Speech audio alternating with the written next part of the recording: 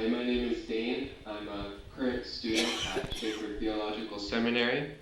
I came across this seminary in the last year of my university studies and was able to audit a course during my final semester. I decided immediately to continue with Chafer Theological Seminary and pursue certificates in Bible teaching and Bible exposition. At the time that I found Chafer, I was in a home group Bible study going through Genesis and was finding it very difficult to study on my own. There were a lot of gaps in my knowledge. I had recently come to Christ as a true faith, and I was seeking more information and more information that was firmly rooted in what I came to find out was a historical, contextual, and literal interpretation. So I took an audit course with Chafer, with Ray Mondragon, and then registered as soon as I graduated to take credit courses. I took a Bible exposition course with Ray Mondragon and Christian framework with Charlie Clough. I found them very, very helpful in my own personal walk, in my studies to help others around me, including my family. And I find it very helpful in preparation for someday perhaps having a family. I'm currently 23 years old and I'm living in South Korea. Chafer allowed a lot of flexibility with the study schedule. I am able to join the class from all around the world, and as I understand, we've got people in Europe as well. So it's a very diverse and flexible way to host a class.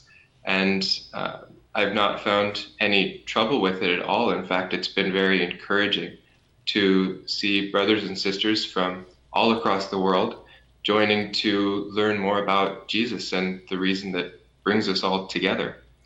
So I've found Chafer Theological Seminary to be an incredible encouragement in my own life and a place that I really enjoy being at and hope to continue studying.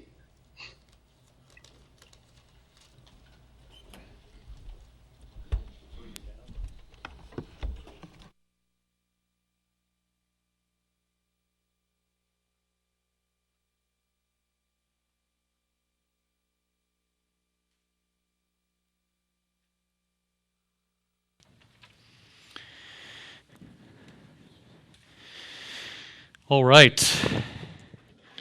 So this is the only session that I don't have a paper for. For some of you who have been following along with those, there's just PowerPoint for this. This was a particular topic that Robbie suggested might be helpful, but it actually ties in directly with several of the things that we've been talking about last session. Ties in directly with that. As well as some of the other sessions as well. And that is how to help our congregations sing. Colossians 3:16 says, "Let the word of Christ dwell in you richly, teaching and admonishing one another in all wisdom, singing psalms and hymns and spiritual songs with thankfulness in your hearts to God." And of course, we have the parallel passage in Ephesians 5:19 as well. This is a biblical command. We are to be singing. We are to be leading our congregations in singing. As I talked about yesterday afternoon, this is not supposed to be worshipers on the stage worshiping on behalf of the people. This is supposed to be the congregations being involved in singing. And so it's a very natural question. How do we encourage this? In some ways, it's perhaps because of everything we talked about in the last session, becoming a more challenging question. You know, how do we encourage the people in our congregation to sing when they're being so shaped and influenced by pop culture around them, and when the churches all around us are doing things a certain way? How can we encourage our congregation to sing? So I want to kind of tackle this question. I want to begin with what I think is the typical contemporary answer to this question. There's a certain way that that I think most people assume is the correct answer, which influences then the kinds of songs that are chosen. And what I want to show you is that actually this is not the correct answer. It actually discourages congregational singing. In fact, it cultivates the kind of sacerdotalism that we talked about yesterday, and the kind of congregational sing-along rather than truly congregational singing. But I would say if most people today, when attempting to answer this question, what will help congregations sing, the typical answer is something like this. We need songs that are simple and engaging. Simple so that people can sing them. That seems to make sense. So we want songs that have really simple melodies, really simple harmony.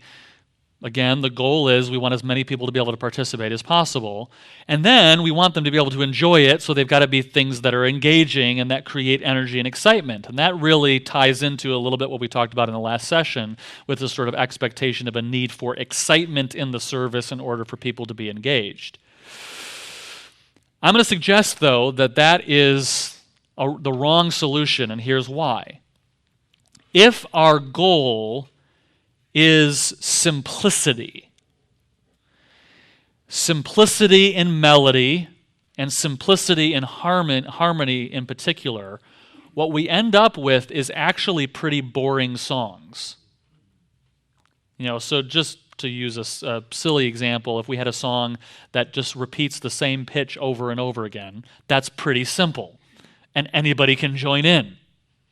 I love God, I really love God. You probably all can pick that up pretty quickly, right? So it's accessible, right? It's satisfying that requirement, but that's not engaging.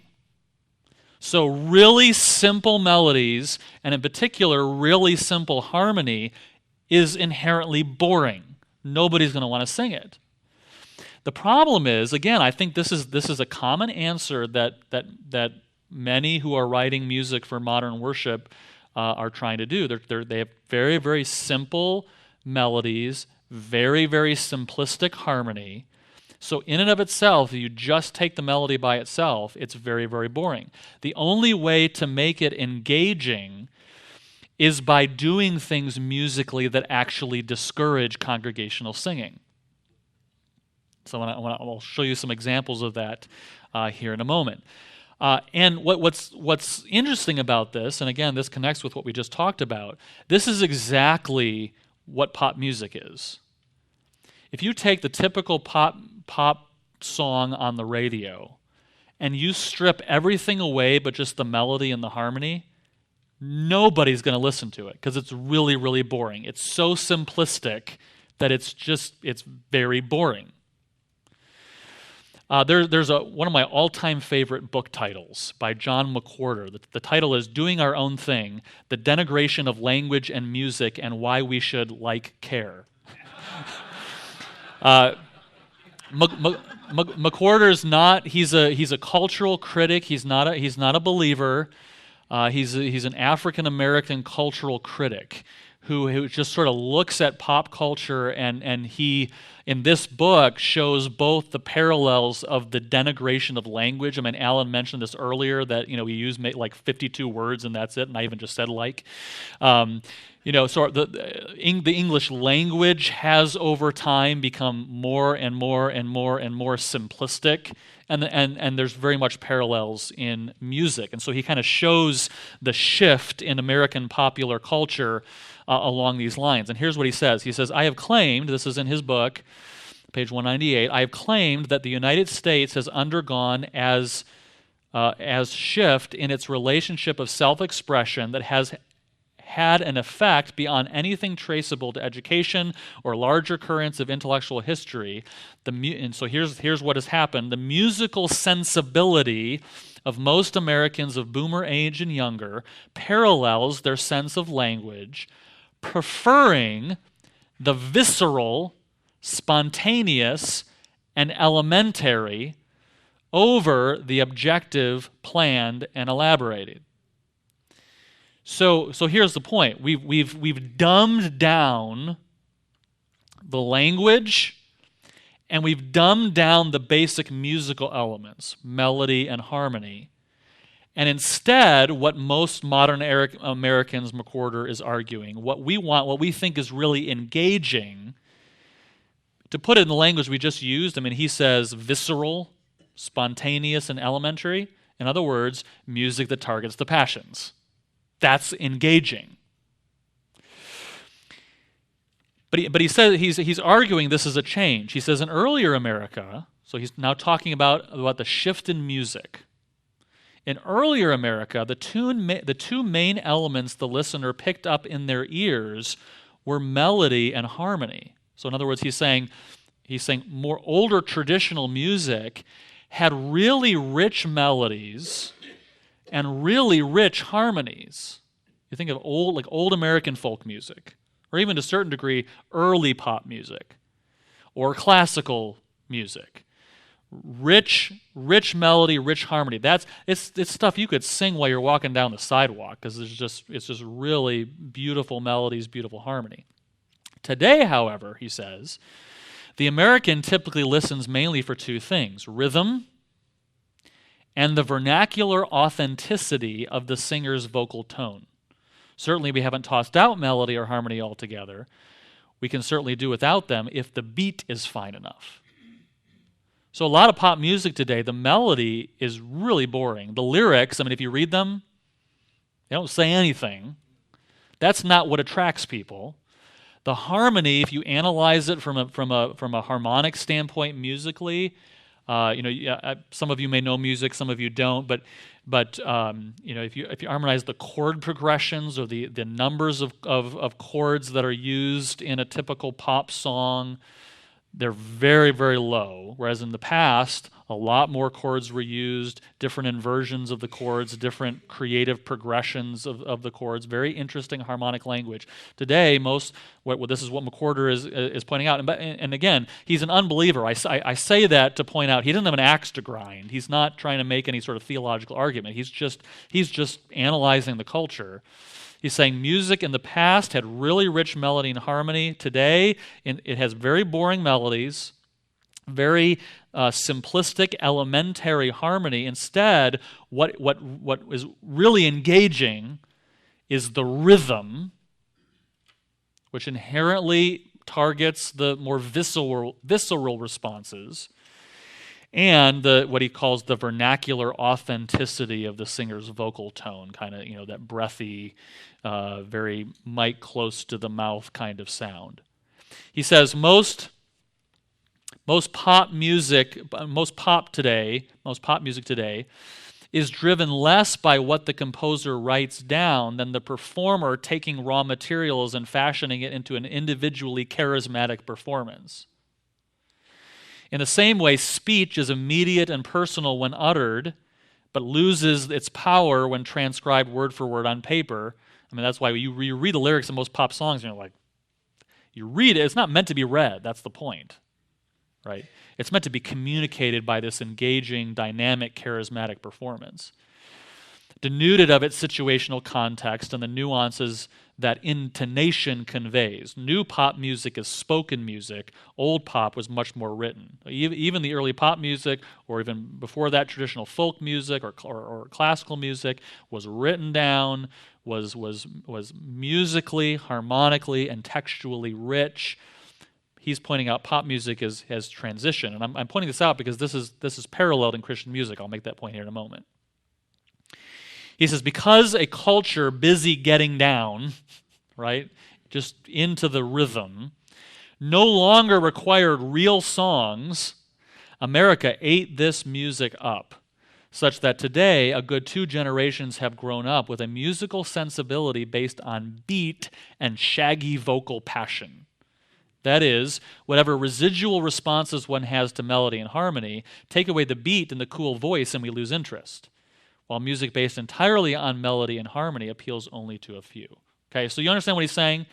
older music, and it's really not old versus new, but it is in terms of just what has happened. But he's not saying old is inherently better than new. He's just saying this is what has happened over time.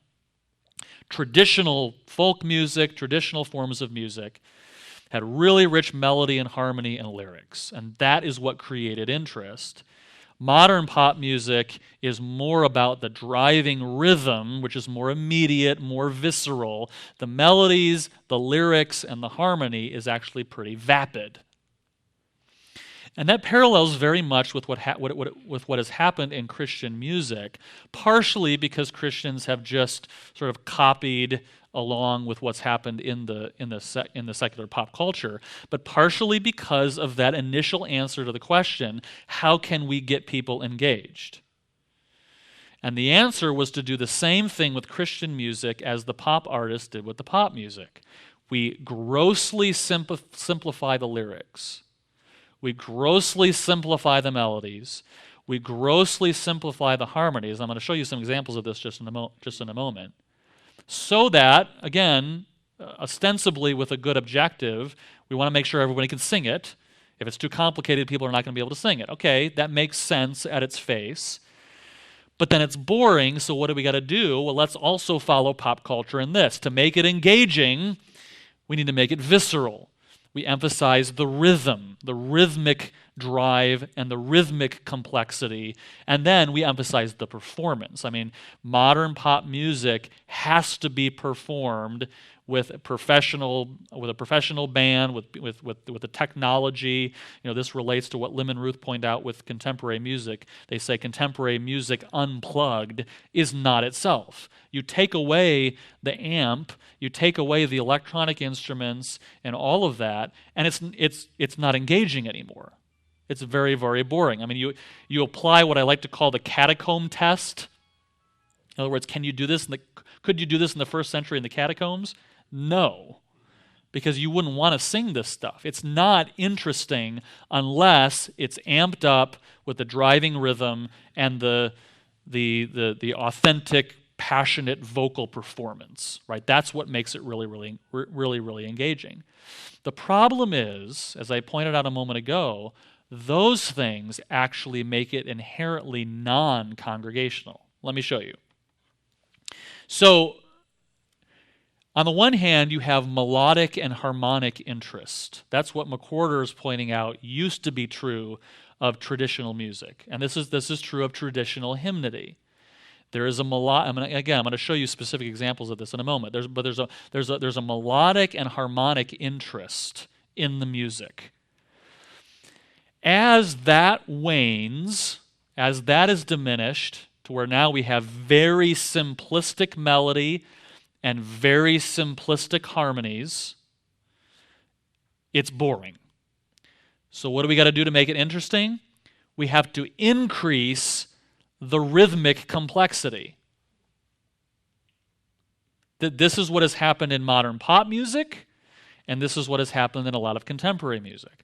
Now let me show you this. I'm going to show you some examples, and I think you'll probably recognize most of these hymns, some examples of what we might consider traditional hymnody that has a lot of textual interest, a lot of melodic interest, and a lot of harmonic interest. For instance, a hymn like Holy, Holy, Holy. If you were to musically analyze this hymn, what you would find is actually a lot of complexity in the harmony. I have a colleague at Southwestern Seminary who's a music theory professor, and he's, over the last several years now, done an extensive study of this. What he's doing is he's taking the top 50, what you might call traditional hymns, based on studies that have shown what are the most common hymns sung by Christians, throughout the evangelical church, and then the top 50 contemporary worship songs based on all the statistics. And he's analyzed them from a music theory perspective, melodically, harmonically, rhythmically, and actually his latest now, what he's doing is analyzing the texts as well, theologically.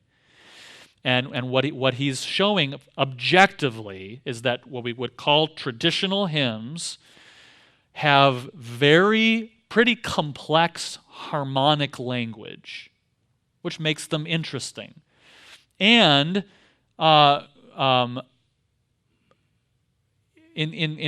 a certain perspective, more complex melodic language. I mean, it's not just one pitch being repeated over and over and over again. There's a shape to the melody. Rhythmically, though, they're very simple. Right? You look at the rhythm of a typical hymn. It's pretty much on the pulse. Holy, holy, holy, Lord God Almighty. That's rhythmically very simple. Harmonically, very complex. If you were to analyze the harmonies, the harmonic progressions. Melodically, not super complex, but also not boringly simple. Right? Those are some of the marks of traditional hymnody. The familiar, I put all people that know to dwell Psalm 100, but this is the familiar tune to the doxology. Da da da da da da da da da da da da da da. Rhythmically, very, very straightforward, very, very simple. A nice shape to the melody. It's not too complex, but also not static. Harmonically, very, very rich, very, very interesting. I mean, you can go through many, many examples of this. Amazing Grace, same thing. A lot of the very simple rhythm, rich harmonic language, nice shape to the melody. When I Survey the Wondrous Cross, etc. Okay, so in other words, a traditional hymnody, very rich in its textual, theological language, rich harmonically, nice melodies that are not too complex, but have a nice shape to them. And here's the key, rhythmically very simple. The problem is with modern pop music is everything is reversed. Melodically static, harmonically very, very simplistic. Which makes, if you just take those two and textually usually, although there's some exceptions to this, especially lately with some modern worship songs, textually pretty simplistic. Okay, you take those in and of themselves, really, really boring. So the way that modern pop music and modern worship music, the way that they add interest is with rhythmic complexity. Here's the problem. Rhythmic complexity is very, very difficult for a congregation to sing. Harmonic complexity is not difficult for an average congregation to sing because most of the congregation is just singing the melody. And if you happen to know music, you can sing a harmony part, but you don't have to. The harmony is there, and it's very rich in traditional hymnody, in some cases very complex, but the average congregant is singing a nice melody and just enjoying the existence of the harmony. But with complex rhythms, it creates a lot of interest. Complex rhythm is very, very interesting and very, very hard to sing, especially for a group of people. If you're a trained musician, you can sing rhythmically complex stuff. If you've practiced and you've got the music and you learn it. But if you're not a trained musician, rhythmic complexity is very, very difficult. Let me show you some examples of some modern worship songs. So here's the pulse of the music. Okay? So in a traditional hymn, the rhythm is pretty much going to sit on the pulse because that's easy to keep a congregation together. Holy, holy, holy, right? Pretty simple. Simple rhythm. Here's this song.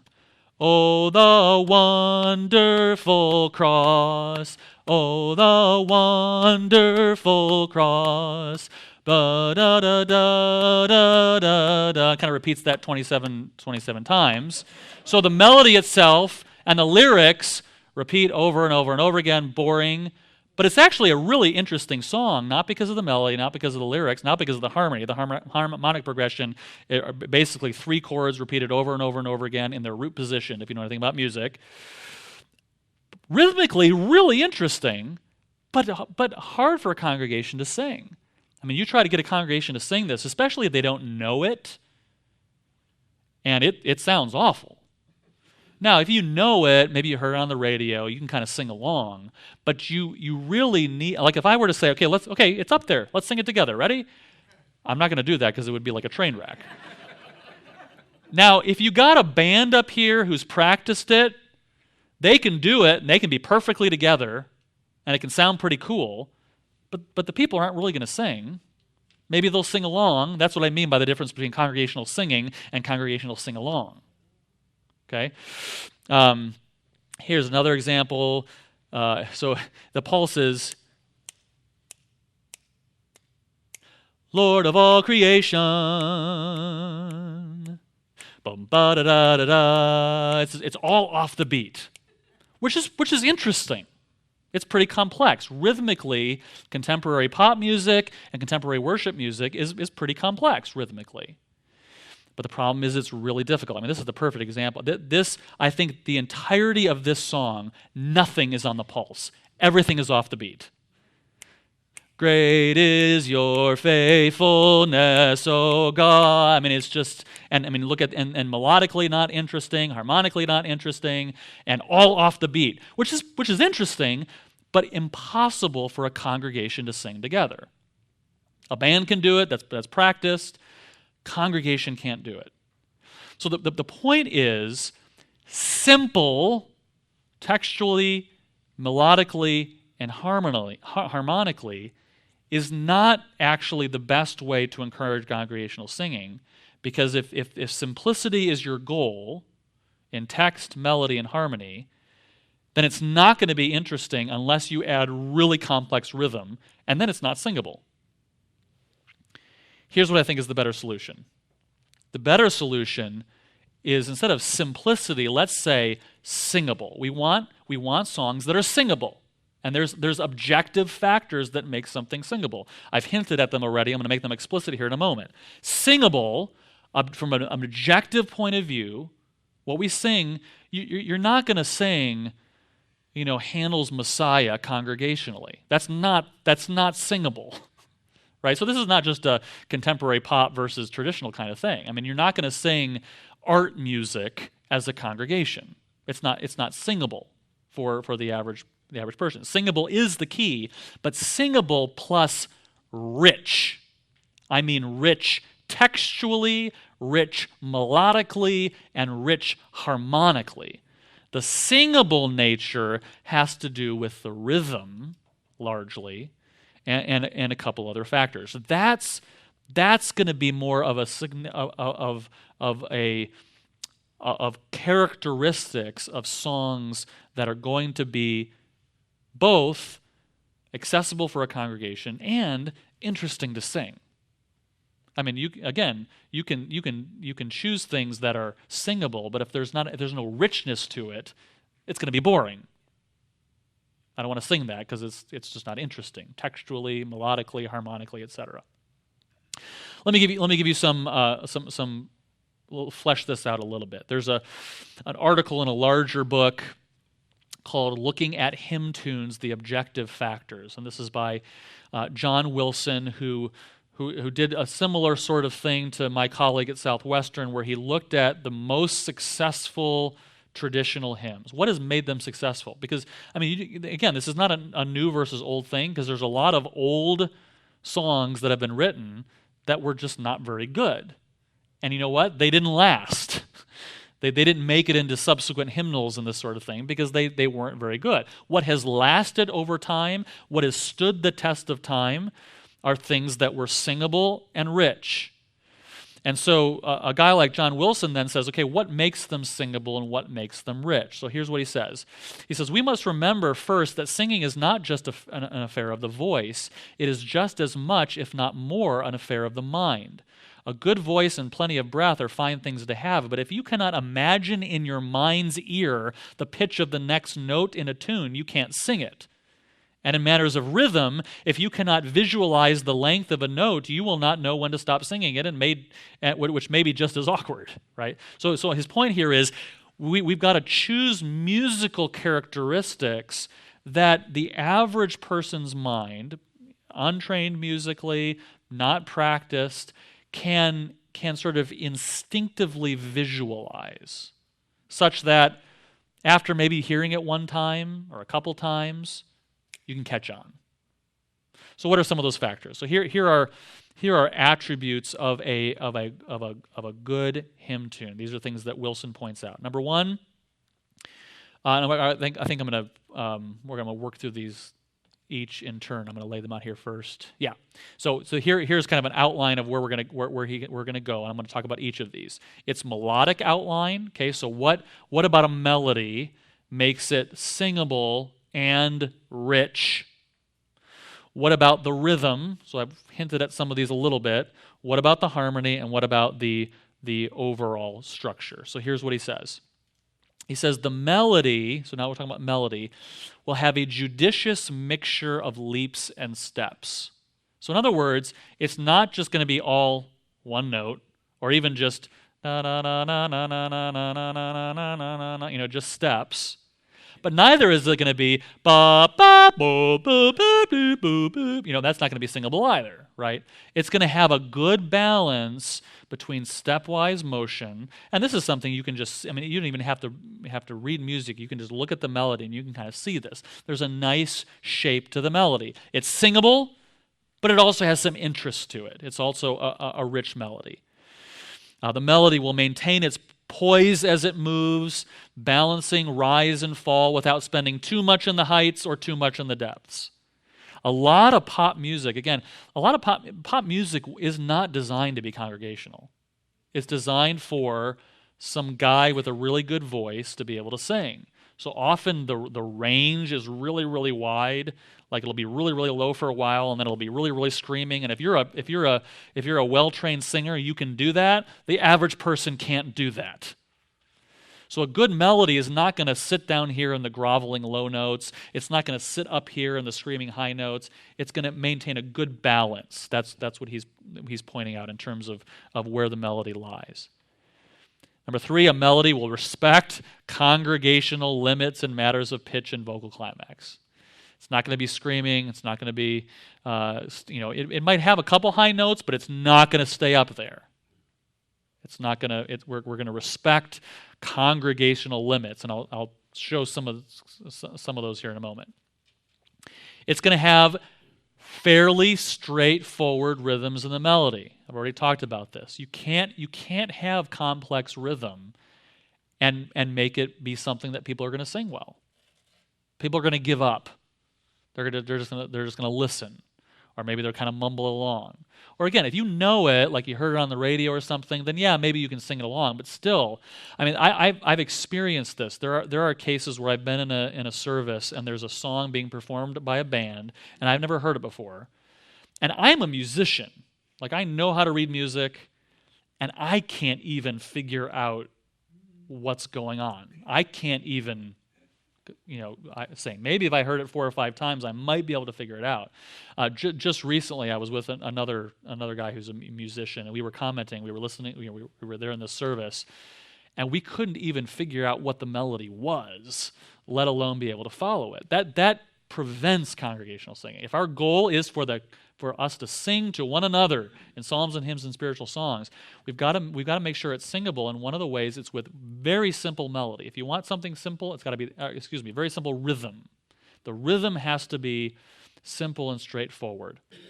And even melodically, there's value to some repetition in the melody, such that we can hear a phrase of music, and we kind of have it in our ear, and then we get to do it again. Okay, that makes it singable. Here are a couple examples. Like if you know the hymn, "This is my Father's world," that's pretty small, but listen to this. This is my Father's world. Now what the tune writer did is he takes that phrase and he just puts it up one step. Da da da da da da da. Right? That's very intuitive. If you've never heard that, after maybe one time of hearing it, you can pick that up fairly quickly. And did you notice even the rhythmic simplicity and repetition? We have da da da da da da da. Let's do that again. Da da da da da da da. Very simple. You can catch on. Now, if I just did that da da da da da da da da da da da da da, that's boring. What makes it interesting is the harmony, is the shape of the melody, and the richness of the lyrics. That's where the interest lies. You can't put the interest in the rhythm, because interesting rhythm is inherently unsingable for average people. Great is thy faithfulness has some very, very rich harmonic language. I mean, look at if the refrain to Great is thy faithfulness. Ba da da da da da. Let's do that same thing a step up. Da da da da da da. Right, there's that melodic repetition. It's not exactly the same thing over and over again. It does move it up a step, but it's easy. It's predictable. This goes back to Wilson's point that the mind has to be able to sort of intuitively predict what's coming next. That's what makes a good hymn tune. That's what makes something singable. I kind of know what's coming. I intuit what's coming next. And there are even this is a hymn that was written just 2001. So there are some modern hymns. This is not an old versus new things. There are hymns being written in the 21st century that still follow these same sort of characteristics. There was a James Montgomery Boyce, who was a pastor of 10th Presbyterian Church in Philadelphia for many years. He passed away of cancer, but he and his church musician Paul Jones collaborated on a number of hymns. They collected them in a little collection of hymns called Hymns for a Modern Reformation. They're fresh, the language is modern, but they're rich theologically. Even the harmonic language, if you hear them, you can say, okay, this sounds like something newer, but it still has the same qualities and characteristics of traditional hymns that make them singable and also interesting to sing. So melodic repetition, structural repetition. Again, if you have some repetition of phrases within the music that makes it singable. This is somebody the other day asked me about Luther and bar tunes. Have you ever heard that? Like Luther used bar tunes, right? And sometimes you'll hear people say that, Luther used music from the bars, and so we should too. Well, it is true that Luther used bar tunes, but it has nothing to do with the tavern. German bar form was a structural form of German folk music that Luther employed when he wrote his hymns because it was easy to sing. So Luther used German bar form. It had nothing to do with the tavern. Well, German bar form, what makes it so singable, this was characteristic of German folk music, what makes it so singable is that you have a phrase of music and you repeat that same phrase of music again, and then you have a contrasting phrase of music. And that makes it very singable. It makes it predictable. Once you hear the first line, okay, I can do that again. Here's an example. I sing the mighty power of God that made the mountains rise. Let's do that again. That spread the flowing seas abroad. And then we'll change it up a little bit at the end, right? That's very similar to German bar form. Structural repetition in the music. And then the third line is contrasting. Ba da da da da da da da da da da da da. Now let's go back to the first line again.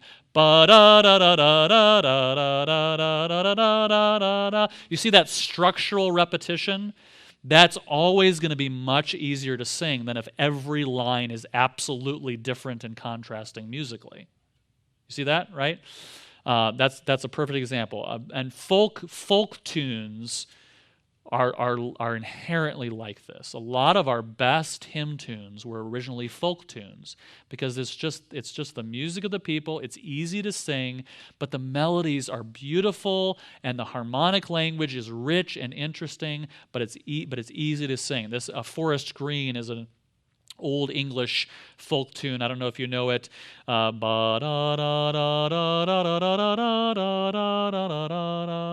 Let's do that again.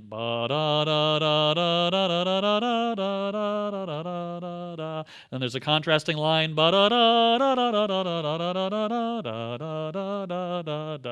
Now let's repeat the first line. But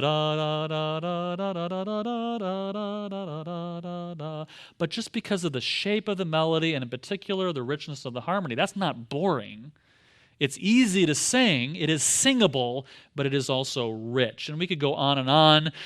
This tune, this is one of my favorite hymn tunes, Redhead, set to a setting of Psalm 51. But the same kind of idea. In this case, the first line and the last line are almost exactly the same melodic material, and then there's a different line in between. Again, that structural repetition makes it singable, but the beauty of the melody, the richness of the harmony makes it interesting and enjoyable to sing. And we could use more examples of that. So, straightforward rhythm. If there's rhythmic complexity, you're not going to be able to get people to sing unless you got a professional band up front. And then it's sacerdotalism. They're doing it, and you're just kind of singing along. If you want people to actually be engaged in the singing, you've got to choose things that have fairly straightforward rhythms in the melody, some melodic repetition, some structural repetition, and then melodic range. I mentioned this earlier. If you know anything about music, and this is where you can maybe rely on some musicians within your congregation, you really don't want to go much beyond an octave and a third. How long is this chord? Let's see here. Can I make it to the piano? I think I can.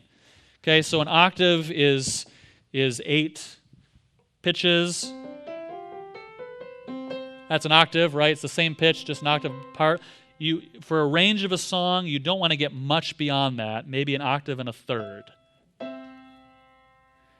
If you get too much beyond that, the average singer can't do that. Now, a trained singer can sing a much wider range than an octave and a third. A trained singer can do that. But the average singer in your congregation can't. The average voice for an untrained singer, which is going to be most of the people in our congregations, is about an octave and a third. And this is exactly what, again, John Wilson points out in his article. Okay, so these are the characteristics of what makes something singable. Right? So remember, my formula is singable plus rich. Singable melody, a singable hymn will have a straightforward rhythms, melodic repetition, structural repetition, and a melodic range not much more than an octave and a third. So what makes it rich then? What makes a song rich? Number one, lyrics with profound theology. So if you have something that's singable but the lyrics are not profound, well, then it's probably not going to be worth singing. It's not going to be very interesting. It's not going to be engaging. Lyrics with poetic depth. Okay, so again, I've talked about this a couple times. We're not looking for just theological propositions that happen to rhyme kind of set to music. That's not the point. The poetic depth is what adds some interest and captures the imagination. And again, Scripture is our model here. Interesting melody that uses both steps and leaps. I talked about that a moment ago. You don't want something that's just static, and you don't want something leaping all over the place. You want a nice shape to the melody that's beautiful. Again, this is very characteristic of folk melodies throughout history in various folk cultures. Interesting melodies that uses both steps and leaps, and then interesting harmony. And this is what my colleague at Southwestern has shown when he analyzes the harmonic language of traditional hymnody, the top 50 traditional hymns and the top contemporary hymns. The harmonic language of traditional hymns is very, very rich, very, very complex, which again doesn't influence the singability of it, but adds a whole lot of interest and beauty and richness to the hymn. Whereas contemporary songs are very simplistic harmonically. Maybe 3 chords. Sometimes a song will just repeat the same 3 chords over and over again, right in order. And this is very standard with pop music. But a good song that is singable and also rich will have interesting harmony that supports the melody. Okay, so this is the first consideration. If we want to think through how are we going to help our congregation to sing, You've gotta choose songs that are singable from an objective standpoint and rich textually and musically. Sometimes I hear people say, you know what? Older hymns are hard to sing. Newer contemporary worship songs are easier. Objectively, from an objective musical analysis, that is absolutely not true. I think what they mean is, I know this because I hear it on the radio, so it's easier to sing. I don't know that, it's more foreign to me, so it's harder to sing. Or that takes more work to sing. Well, that's true because it's actually got some depth to it. This is more immediately gratifying. Okay, that's true because it's going straight for the passions. But if you want to actually speak in terms of objective analysis, traditional hymns, again, I'm really not meaning to say old versus new, because there are some new things being written that I would consider traditional hymns, and there are, by the way, some old things that don't work, that don't fit this mold. But traditional hymns are objectively, from a musical analysis standpoint, more singable, because they have straightforward rhythms, they have a decent range of pitch, and a balance between stepwise motion and skips and that sort of thing. They are objectively more singable and objectively more interesting and rich than a lot of contemporary songs. Because those are some musical factors. What about some other things to help the congregation sing? Let's talk about instrumentation. What can you do with instrumentally to help people sing? Well, again, if your goal is just to create energy in the service, well, then you're probably going to use certain instruments that are just, that you're probably going to have pretty loud volume, right? Because just the acoustical principles of the high decibels creates vibrations in the body that we sort of enjoy. It makes us feel good, right? When I was at a concert once, and there was all kinds of different music, but this one pianist had like a track that accompanied what he was playing, and it was so loud, I thought my heart was going to like come out of my chest. I mean, it was, the vibrations were, so I could feel that, right? But is that going to really encourage singing? Right? It's energetic. It creates a lot of energy and passion and excitement, but it does not encourage singing. Instrumentally, we ought to choose instruments and the way those instruments are performed that will sustain and support the singing of the congregation. I mean, this is why organ traditionally was such a successful accompaniment instrument for congregational singing. Because when you play an organ, when you put your fingers down on those keys, the pitches just sustain. It's a regular sustained pitch. So it very easily supports the singing of the congregation. Piano is almost as good. The difficulty with the piano is once you hit that key, the pitch, bong, and then immediately dies away. So you have to do a little more to sustain the underlying support, but you can do it pretty successfully. Other instruments, I mean, you probably couldn't support singing with a flute really well. Now that might be a supplemental instrument, but just a flute alone would be pretty hard. These are considerations you have to give. What instruments? So this might differ depending on the size of your congregation, depending on other factors that we're going to talk about here in a moment. But what instruments are going to best support the congregation's singing? And also the benefit of an instrument like a piano and an organ is they can play the harmonies of the hymn, even if the entire congregation is just singing the melody, the harmony is still there. Whereas a wind instrument or something like a string instrument, a solo instrument can only play one line, or maybe a string instrument can play more than one pitch at a time, but it's a little more difficult. So instrumentation, volume, we already talked about. Tempo, right? You don't want to sing too slowly to where I'm having to breathe every 2 words.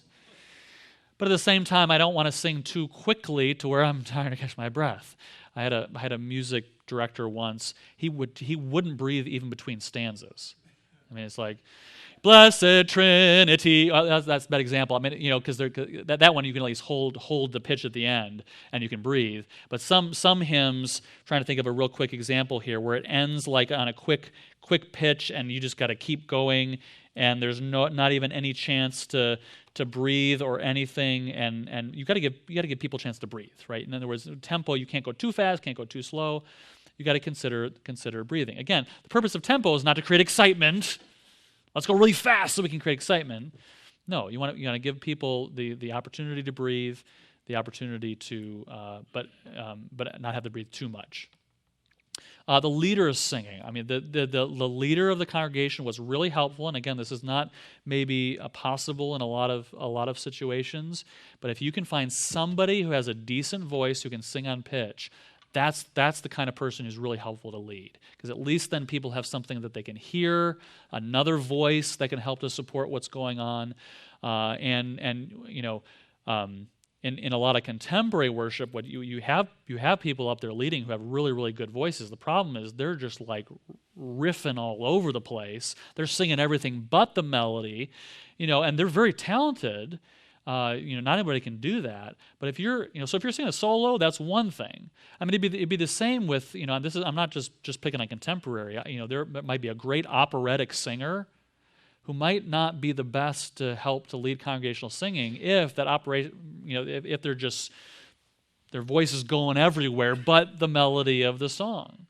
The person leading should sing strongly and should sing the melody in order that people can follow along.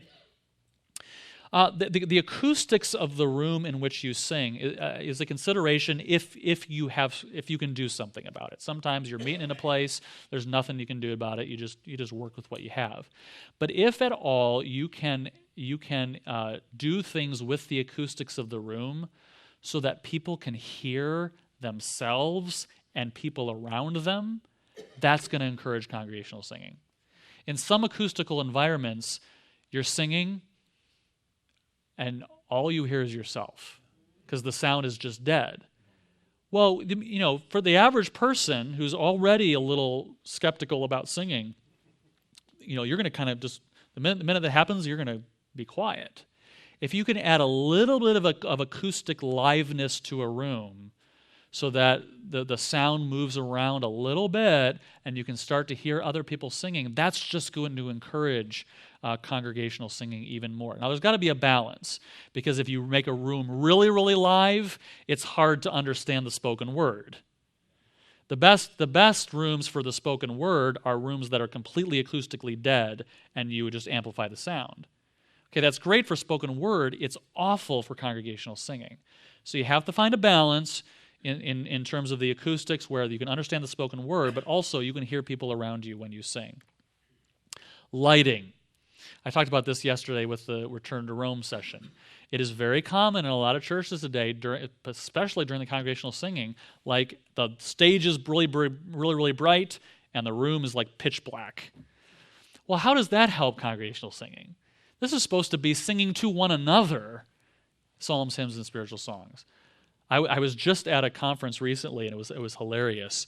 And it was at like a convention center, and the people kind of running the lights, I don't even think were Christians. They'd like been hired out, but they just assumed, this is supposed to be like a concert. So the stage was really, really bright, and the congregation was really, really long. Well, the guy leading the hymns gets up there and he's like, "I can't see anybody. Turn the lights up," and he was like, and it took like a while. They apparently didn't know how to turn the lights up, but he's like, "Turn the lights up. These people are not going to sing if they can't see. If I can't see them and they can't see one another." So if you're in that kind of situation or been tempted to turn the lights down, turn the lights up. Okay, one more thing quickly. I've got a lot here, but I'm not going to go through all of it just for sake of time because I want to answer some questions. I think we're 4:30 good. Where you place the songs in the service, I think, is also really, really important. Because of what we talked about last session, first with revivalism and then later on with the influence of Pentecostalism, we've developed an idea that the purpose of music is just to sort of create energy in the service. You might have heard this language. The purpose of the singing is to prepare the heart for the message. That's not right either. Because it's still the same problem. The purpose of the music is to create a mood, or the purpose of music is just to create a sort of atmosphere that prepares for the preaching. That's very much in the sort of revivalist tradition. We want to create energy that will prepare for the sermon, and the climax of the service is the come forward invitation when we compel people to come down. That's the influence of Finian revivalism. Traditionally, hymns were chosen, congregational songs were chosen, and they were placed in the service based on how their content fit the order and progression of the service. So in other words, today we kind of typically have kind of a set of music, and then the sermon, and then stuff after. We have the preliminaries or the music portion of the service, and then maybe the sermon, and then maybe something else. Traditionally, that's not how Christians did it. Singing was all throughout the service. You sang from the beginning of the service to the end of the service with, yes, the sermon is a central point there in the middle, but there's singing all throughout the service, and the songs are chosen based on how they fit the theological progression of the service. And why this helps congregational singing is because it helps people to know why I'm singing what I'm singing. So Alan beautifully painted this in several of his sessions over this week, and this is one of the great benefits of his book as well. If we recognize that what we're doing in corporate worship is a reenactment and renewal of the, how did he put it, the covenantal relationship that we have with the Lord, the communion, the fellowship that we have with God through Christ. Our corporate worship is a weekly reenactment of that relationship through Christ. In other words, it's a reenactment of the gospel. Traditional worship order was a reenactment of the gospel week after week after week, such that we're shaped by the gospel in our corporate worship. We are reenacting and remembering and memorializing our relationship with God through Christ in what you might call the liturgy, meaning just the order of worship, and songs were chosen that would fit that order. So let me show you this. So here is your typical revivalist liturgy. You've got the song service with a bunch of songs. You got the sermon, and then you got the invitation with a song, right? And what songs are chosen, in the song service? Maybe we pick a theme, or later in the more praise and worship version of this, we pick them based on mood and the energy that it creates. But traditionally, in what I like to call a gospel-shaped liturgy, the service looked more like this. Okay, Alan pointed out the importance of the call to worship. It begins with God as the one who invites us to Him. Then we pray. Isaiah 6. You see this order in Isaiah 6. God called Isaiah up and I saw the Lord high and lifted up. What happens next? The angels sing, "Holy, holy, holy." We praise God. What is the next natural reaction? Isaiah, "Woe is me, for I am undone, for I am a man of unclean lips, and I dwell among a people of unclean lips." When we see the holiness of God, we recognize our unworthiness to be in His presence. Then the seraph takes the coal off of the altar and places it at Isaiah's lips and says, "Your sins are atoned for." Forgiveness through the means that God has prescribed, and we praise Him for that. Then God speaks to us, which is the sermon. We respond with dedication, commitment to what we have heard from the word of the Lord, and the whole thing climax in traditional worship, the service climaxed, as Alan pointed out a couple times, with the Lord's table as an expression of the communion that we share with God because of the broken body and shed blood of Christ, and the communion that we share with the people of God, the fellowship that we enjoy with God's people because of this. And then God blesses us and sends us out. Traditionally, this is what a worship service looked like. This is what a Christian worship service looked like, from the New Testament all the way up until the point of Finian revivalism. And songs were chosen. I put it here with question marks. A song could go in any one of these points. Maybe I've got a song that expresses a call to worship. or a song that is a song of praise to the Lord, or a song that acknowledges our sinfulness and need of salvation, or a song that proclaims the gospel and salvation through Christ, or a song that rejoices in what Christ did for us, or a song following the sermon that expresses our dedication. You see my point, right? We choose the songs based on what they fit in the content and the flow of this gospel-shaped service. And when we do that, especially when we teach the people that what we're doing, it is far easier for the people in our congregations to be engaged in singing because they know why we're singing this. We are now at the point of the service. We've just confessed our sins, and now we're rejoicing in the gospel, and let's sing, "When I survey the wondrous cross on which the Prince of Glory died, my riches gain I count but loss, and pour contempt on all my pride." I know the reason I'm singing this. Or we've just had the sermon, and now you've chosen a hymn that is a direct reflection and response to the preaching. When we know why we're singing what we're singing, when we're choosing hymns based on the content and how they fit the flow of the service, it's far easier for our congregation to be joyfully engaged in what we're doing, rather than just, okay, it's the song time. We're going to kind of sing some songs now, and then comes the sermon, and then comes everything else. No, let's choose our songs based on their content and how they fit the progression of the song. There are other things I could say. Having a really good hymnal with good hymns is really, really important. And I'll just, this is a shameless plug. A couple of years ago, I edited a new hymnal, Hymns of the Living God.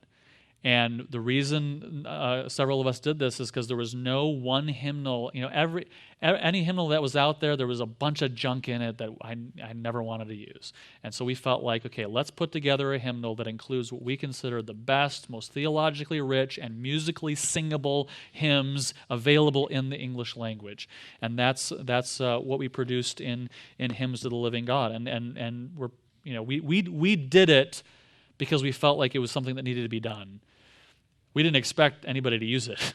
And thankfully, there are churches who've adopted this hymnal. My own church uses this hymnal, and it's a wonderful resource. And the nice thing about a hymnal, as opposed to just throwing songs on a screen, is when someone joins our church, we give them a copy of the hymnal that they can take home, that they can sing at home in their families.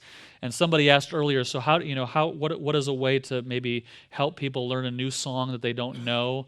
Now we have so many resources for that. Every week I send an email to our congregation of the service for the upcoming, the service order for the upcoming Sunday, with links to YouTube videos of the hymns. You usually can, almost always, and I put it in the search thing, and I'll see all kinds of versions of this song. Yeah, that's a stinky one, whatever. But I can usually find some good versions. Sometimes just piano or organ playing the hymn. Sometimes a whole congregation singing the hymn. And there are resources these days where people that have the hymnal at home. And I know there are families in my church. They'll look at the order, and then that week, as a family, they'll sing the hymns out of the hymnal that they were given when they joined the church for the upcoming service to make sure that they're familiar with that. That helps congregational singing. There are all sorts of things that you can do. But we need to be a people in which we are singing to one another. And these are just some of the ways, some of the factors that can help us to do that. All right, we've got a couple minutes here. Any practical questions or flesh this out a little bit, or specific situations you've faced? There are a number of other things that I could say, but just for sake of time, maybe I'll just see what you're thinking. Very practical. Could you make an analysis based on singable and rich of our country's national anthem? Yeah. So really rich, not super singable. Yeah, I know. I was kind of wondering if that might be the case. Yeah. I wish America the Beautiful were our national anthem. It's a far more singable song. But yeah, no, it's not. The national anthem is very rich, yeah. Not super singable, yeah. Some of us wish Texas, our Texas, were the national anthem. Nice.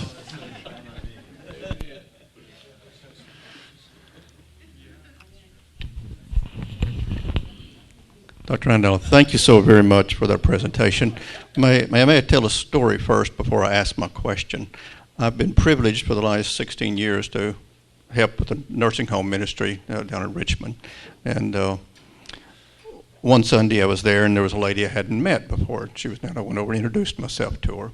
And I asked her name, and she looked at me with a very blank face and said, "I don't know." And then when I think it was Dave, maybe was singing that day, he got up and I think he was did How Great Thou Art. Her face lit up, just totally lit up. And she sang and she knew every word there. Yeah. And then when I got up to preach, I don't know if she got anything out of that at all, but she worshiped her Lord with How Great Thou Art. So I guess really my question comes, as we look at the music that we select each Sunday, are we getting music, kind of like say that single, that goes with you? Yeah. So when you're that day, or when I'm that day in the nursing home, and I can't remember my name, well, I have music that is embedded deep with me. And I guess if I could say, if I'm in that hall down there, maybe you guys can come sing How Great They Are, Amazing Grace, Yeah. or some of the songs like that No, that's have that richness to them, as you Right. say. That's a really, really good point. A couple of years ago, I heard a major evangelical pastor, sort of leader of evangelicalism. If I said his name, you'd all recognize him. He's an advocate of contemporary worship and everything. But he made the comment. He said, I do wonder sometimes, though, if in 50 years the Christians in the nursing home are going to have anything to sing, because you can't sing this stuff. Amen. You can't see, and that's really a measure. With this song, if I take away all the instruments, take away the band, take away everything, can I still sing it? Some newer songs you can, but a lot of contemporary songs you cannot do it without the band, and you're not going to be able to do that in the nursing home. It's a good measure. Yeah. Were the hymns and songs of the Bible ever intended to be an aid to memorizing theological principles? That's probably one of the benefits, for sure. I mean, something, I think it was Watts who said, "Things learned in song are remembered long." That's one of the values of poetry. There wasn't rhyme in the Psalms, but there was, I guess, somebody once said the phrases rhyme in Psalms, not the lines, with the parallelism. So yes, I mean, one benefit is the remembering of truth. I think there's more to it than that, but that is a definite benefit for sure. Just spend a little time with Orthodox Jews or the Hardim, and they sing Yeah. through all of the Psalms and through all of the Scripture. Everything. Well, that's the is said thing. I to mean, be- up until maybe the 2nd century, you would never just read Scripture. You would chant Scripture. All Scripture was meant to be chanted originally, and that's sort of the Jewish practice even to this day. It would be sung. Yeah. Hi. We've talked a lot about music, but I'd like to hear your comments on instruments. Here we have just a piano. We're talking about keeping things simple, but what do you think about the other instruments that more modern that we're using nowadays in a lot of the churches? Yeah. I'd like to hear So, comments on that. I would say instruments are tools, right? They're tools to be used, and the question is, what's our goal, and then how can we use the instrument to accomplish that goal? I think if our goal is congregational singing, that's going to influence which instruments we're gonna prefer to use and how we're going to use them. Let's put it this way: in theory, any instrument can be used to support congregational singing. But with some instruments, we're going to be maybe using them in a really limited capacity. I mean, can I use a kazoo? I'm just using a silly example. I think, yes, any instrument can be used, but I'm going to have to be really careful to use it in a way that supports, So even something like, an acoustic guitar, actually is probably very similar to what an Old Testament lyre would have been, right? Which David played. By the way, David did not play a harp. Harps were not invented yet. He played a lyre. You know the difference between a lyre and a harp, right? A harp tells the truth. No. Right, a lyre is a trapezoidal shape, but it's a similar kind of thing. It's a plucked string instrument. The problem with the plucked stringed instrument, like an acoustic guitar or a lyre, is that it's a very soft instrument, so it's hard to accompany singing. That's why in the temple they had to have like a couple hundred people playing the lyre, because that was the only way to be able to hear it. So again, if you have a smaller group of people, a more intimate setting, an acoustic guitar can work. If you have a large congregation, it's going to be a lot harder to do that. So that's why then some people might want to plug in an amp. The problem then is when you amplify the sound of an instrument like that, it becomes distorted. So my whole point here is, I think in theory anything can be used, but you have to use it in such a way that it is actually supporting the singing, not overpowering the singing, that is a supportive instrument for singing, which will mean, and this is what I said earlier when I talked about instruments, some instruments are just going to lend themselves more easily to that than others. Again, thinking of it as like a tool is helpful. It's like if I want to pound a nail in a wall, could I use a screwdriver to do that? Yeah, I have, right? So it's the only thing I've got, But it's a little harder to do it when the instrument was not designed, when the tool was not designed to do that which you wanted to do. In theory, I can use a screwdriver, but it's better if I get a hammer. The same thing with the instruments that we choose for worship. If all you have is a flute, okay, you probably can do it. If all you have is a kazoo, if all you have is a keytar, you can probably do it. But if you have some options, let's choose the instruments that are designed, that are best suited to support congregational singing. And that's why I said piano and organ are really, I think, some of the best, because they can sustain singing without overpowering singing, and you can play the harmonies even if the whole congregation is just singing the melody, which adds that harmonic interest. I heard that Herman said that he wants us all to come and sing "Do Lord" to him if he gets in the nursing home.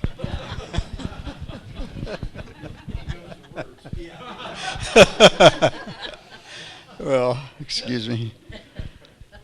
I'm paraphrasing one of the things you said that I liked. It said the average person in the congregation does not know how to sing the harmony, but enjoys hearing the harmony sung by those who know how to sing. And I want to circle back to what Dr. Ross, I think, was saying this morning, that the objective is to focus on God and to worship Him. And I find today, it seems like to me today, that singing out of a hymnal to some extent is distracting. And so I wonder about whether it is more beneficial to take what's in the hymnal and put them on the screens for many churches. That's one thing I'm wondering about. And so anyway, I guess I'll leave it at that. Just a little quick follow-up. Distracting to what?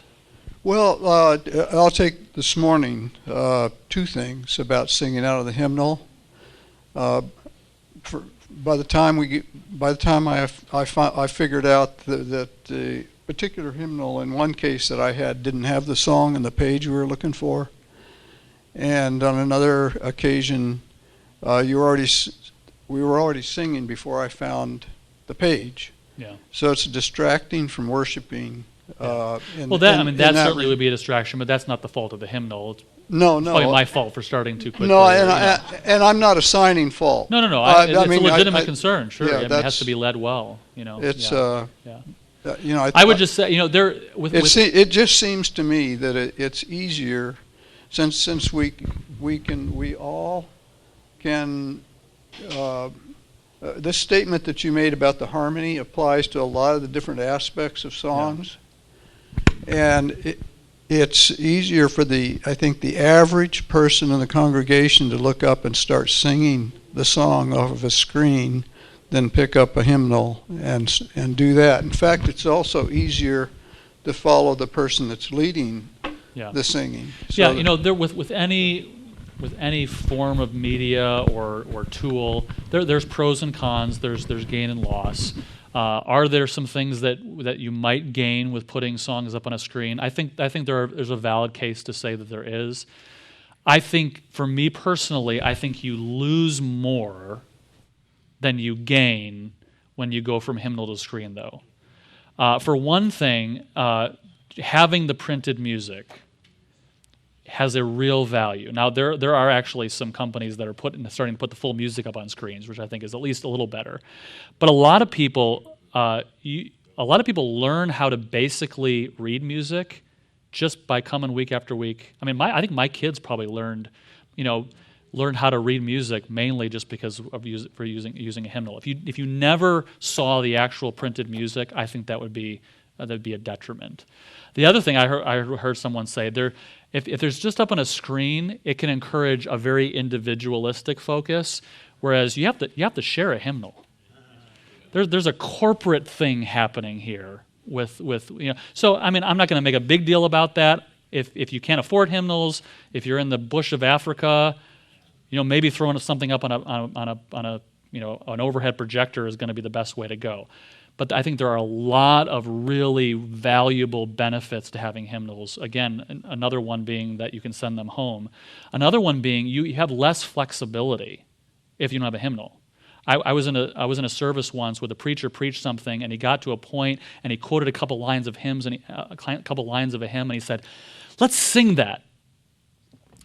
Well, there was no hymnals, and they couldn't find it on the computer. Whereas if we had hymnals, we could say, "Okay, index 47, open it up, let's sing it." So there, in that sense, there's a little more flexibility because I've got the whole body of hymns right there in the pew. So, but again, I'm not going to die on the hill of a hymnal. I just think I think we would lose more than we gain if we got rid of hymnals and went just to screens. Yeah, and let me suggest another facet to this.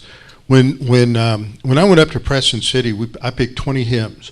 And we sang them over and over and over and over and over and over and over and over again till people knew them. Then they don't really need the hymnal because they have sung them a lot. And what I reflected on in my experience, I went to camp a lot. I was at church. We didn't sing as much at church. Went to chapel every day going through seminary. But by the time I was through seminary, I knew most hymns by heart. And I always stress the fact that when Ephesians 5:19 and following talks about that we are to be singing and making melody in our hearts to the Lord, if you haven't memorized hymns, you can't do that. You have to know that if you're driving down the highway and you want to sing something, "Oh, how great thou art," and you get that out, and then you go, and then you're humming the melody or something. But that's one way to do it is to just pick 5 or 6, sing them until everybody knows them, and add to them from that point on so they become familiar. And then they're not as dependent on always looking at the hymnal. And so that's one thing. But I'm with Scott. From looking at the hymns you put up there with the music, you get on the back row, you can't see them. So you can't see. And one of the values of a hymnal is it gives the harmony lines. And if people in many churches today singing contemporary have just the words up there, they don't know what the music is. And they don't know how to sing harmony because there's no harmony line. So I'm with Scott. I think you lose a lot by not having a hymnal. You lose more than you gain. Well, Scott, thank you. That was tremendous. That really was. For those of you listening to some of the things I've done on this, it's just so much better to have somebody who can sing and play the piano while they're showing the contrast. I've tried to pull music off the internet and do this and that to show those comparisons, but you just do it so much better. So we really appreciate that. We're going to break now for dinner. Don't forget, for those of you who have displays back there, to break them down, and then we'll be back here at 7:30 to wrap it up this evening. So look forward to seeing everybody. And once again, thanks to Scott for this.